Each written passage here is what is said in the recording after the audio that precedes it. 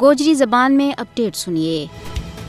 بھارتی غاصب حکومت کی یہ کوشش ہے کہ وہ کشمیر میں اپنا مکروہ اور سیاہ کرتوتہ نہ چھپا کر سب اچھا کی رپورٹ دے کے دنیا کی اکھیاں ماں توڑ کرتی رہے۔ مودی حکومت آج بھی کشمیر پر اپنا اس جھوٹا بیانیہ نہ فروغ دینے واسطے سچائی اور حقائق نہ توڑ مروڑ کے پیش کرنے کی جودیاں ماں اڈی چھوٹی کو زور لا رہی ہے۔ بھارت نے 5 اگست 2019 کا اپنا غیر قانونی، غیر اخلاقی اور یک طرفہ اقدامات نہ درست ثابت کرنے واسطے سرمایہ کاری، امن و ترقی اور معمول کی واپسی کا جھوٹا بیانیہ تیار کیا۔ ہندوستان کی یہ بھرپور کوشش ہے کہ وہ ایک ایسی تصویر پینٹ کرے جس میں لگے کہ کشمیر دنیا کو انتہائی پرامن خطہ ہے، لیکن حقیقت یہ ہے کہ وہ سب کچھ معمول کے خلاف ہے۔ کشمیر کی زمینی صورتحال بھارت کی طرفوں رچائی گئی معمول کی واپسی کا بھارتی کھوکھلا دعویٰ کی نفی کرے۔ کشمیر میں امن و ترقی، معمول کی واپسی کا بھارتی دعویٰ ایک مذاق بن کے رہ گیا ہے۔ دنیا ہن بھارت کی مکاری و عیاری پر یقین کرنے واسطے قطعاً تیار نہیں ہے۔ دنیا ہیر رہی ہے کہ مقبوضہ ریاست جموں کشمیر میں روزانہ کی بنیاد پر چھاپا، تلاشی، قتل و غارت گری، گرفتاری، دوران حراست ہلاکت، جعلی جھڑپ، املاک کی تباہی اور عزتوں کی پامالی کون کر رہا ہے؟